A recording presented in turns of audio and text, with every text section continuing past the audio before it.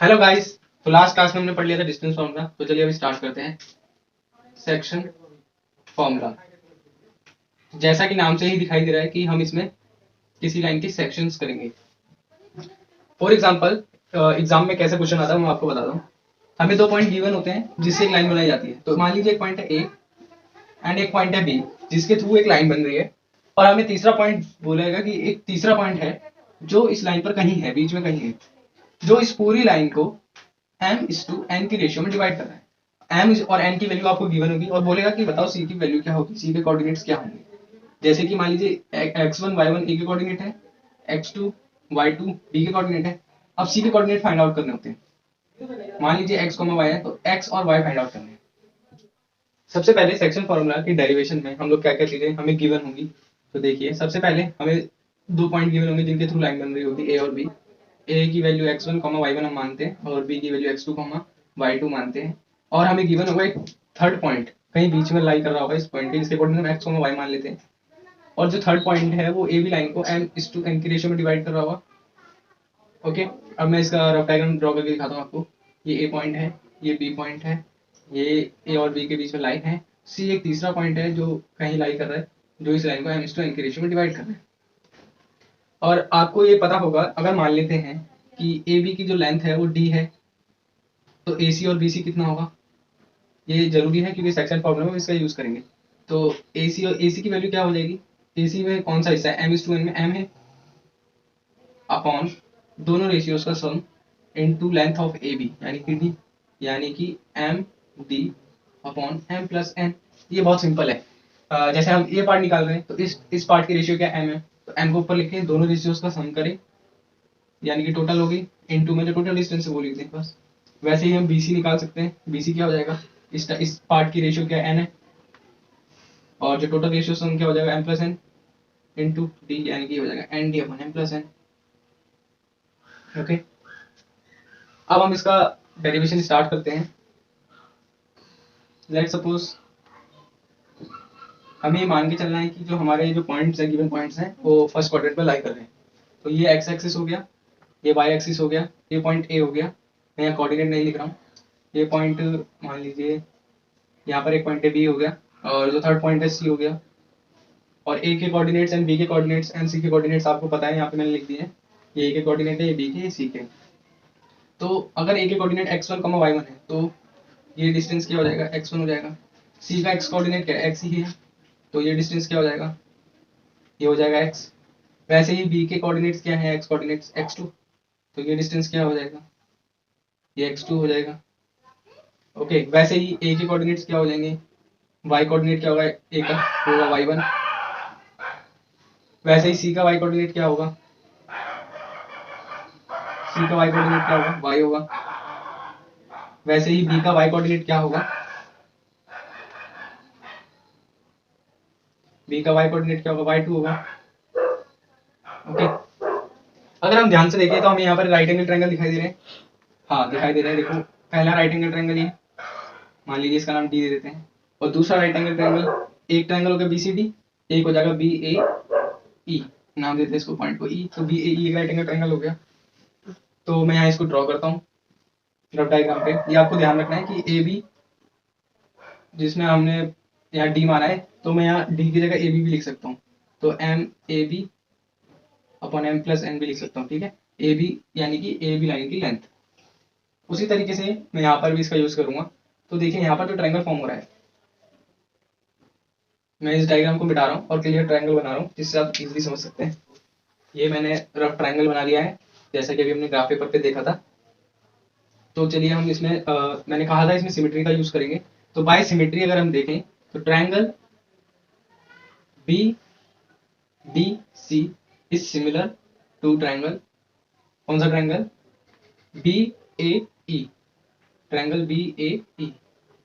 कैसे, right angle, okay, parallel sides हैं सारी, तो सिमेट्रिक तो कैसे भी कर सकते हैं। ओके, तो सिमेट्रिक हो गया यानी कि इनकी साइड की जो रेशियोज होंगी वो इक्वल होंगी। ओके, तो उसी रेशियोज का यूज करके हम y और x कोऑर्डिनेट निकालेंगे सी पॉइंट के। तो निकालते हैं, चलिए पहले हम निकालते हैं y के लिए। देखिए तो अगर हम ध्यान से देखें तो छोटे वाले ट्रायंगल में BC और बड़े ट्रायंगल का AB, इक्वल टू छोटे वाले ट्रायंगल का बी डी और बड़े वाले ट्रायंगल का बीई इक्वल होगी रेशियो। ओके, इन दोनों रेशियोज का यूज करके ही हम एक्स और वाई कोऑर्डिनेट निकालते हैं। पहले हम बीसी वाली करते हैं कि BC upon A B equal to B D upon BE. तो मैं इसकी वैल्यूज पुट करता हूँ इसमें। बीसी की वैल्यू क्या होगी, अगर हम यहाँ ध्यान से देखें तो जो बीसी है उसका रेशियो क्या है, एन है, और टोटल रेशियो क्या हो जाएगी, एम प्लस एन, और ये एम प्लस एन इंटू जो हमारा टोटल ए बी की लेंथ है। तो मैं यहाँ ए बी की लेंथ को ए बी लिख रहा हूँ, तो यहाँ लिखते हैं N upon M plus N into A B upon A B equal to B D upon BE.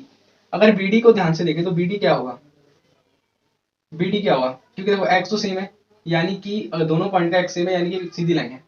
अगर सीधी लाइन की लेंथ निकालनी है तो क्या करेंगे, जो ऊपर वाले पार्ट की लेंथ है और जो नीचे वाले पार्ट की लेंथ है वो माइनस कर देंगे। तो क्या हो जाएगा, बी डी क्या हो जाएगा, Y two minus Y upon BE क्या हो जाएगा, BE Y two minus Y one.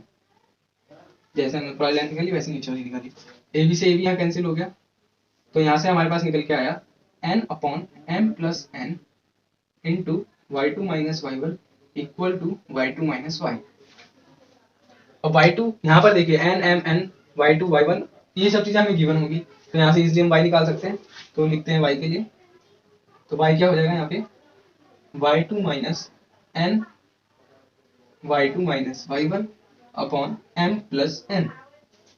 जब हम इसको सॉल्व करते हैं तो आता है हमारे पास m Y two plus N Y two minus N Y two plus N y upon में m plus N.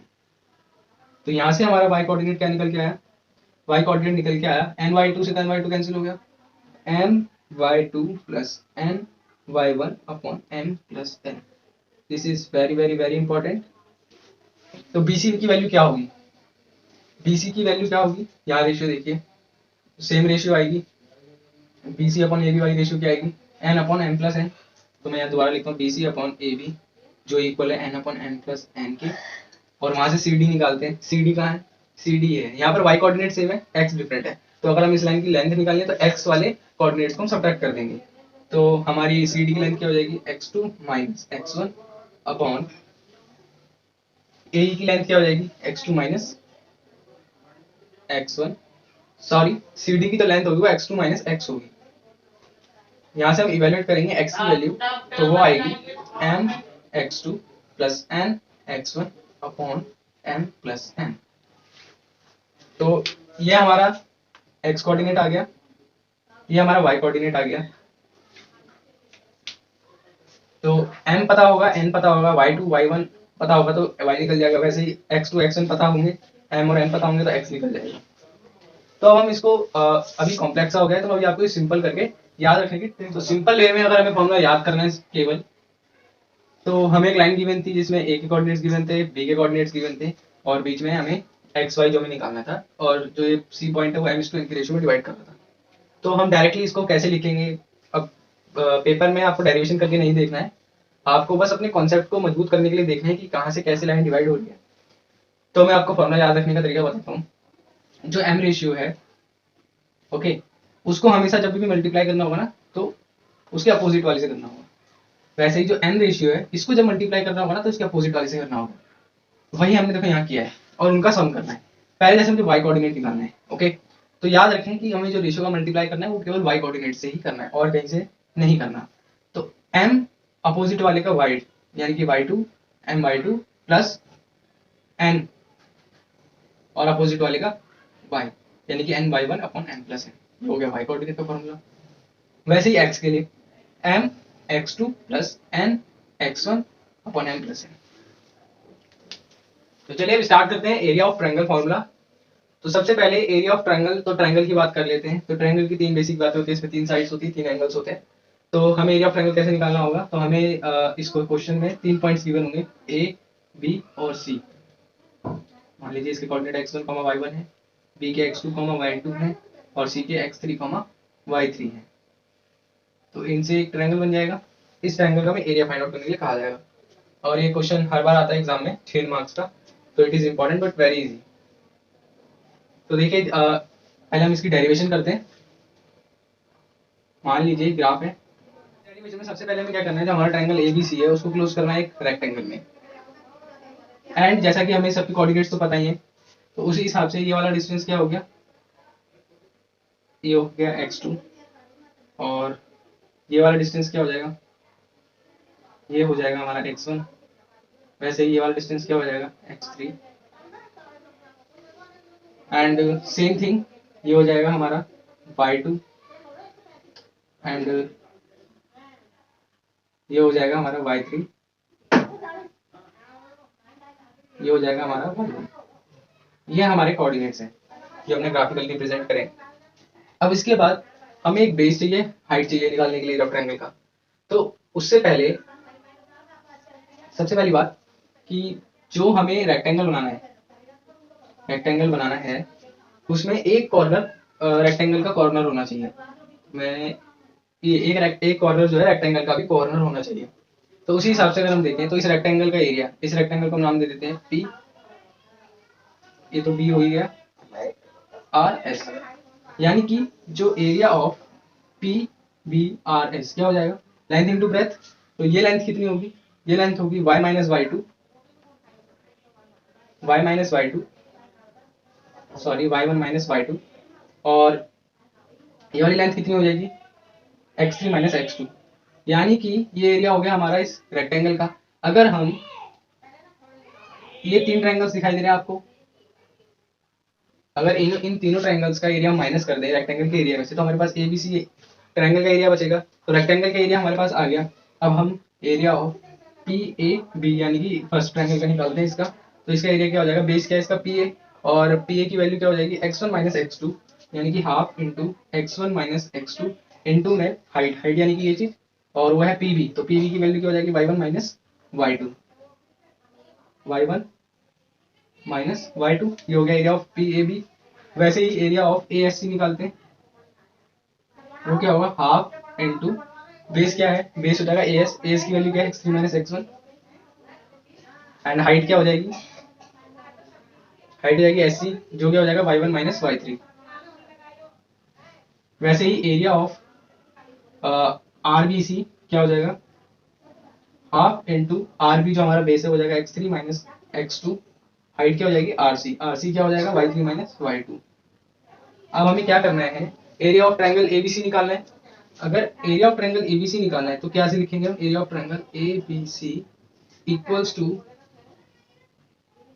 Area of जो रेक्टेंगल है जो है y1 minus y2 x3 minus x2 minus half x1 minus x2, इन तीनों triangles का area minus कर देना है, y1 minus y2 minus half x3 minus x1 y1 minus y3 minus half x3 minus x2 y3 minus y2।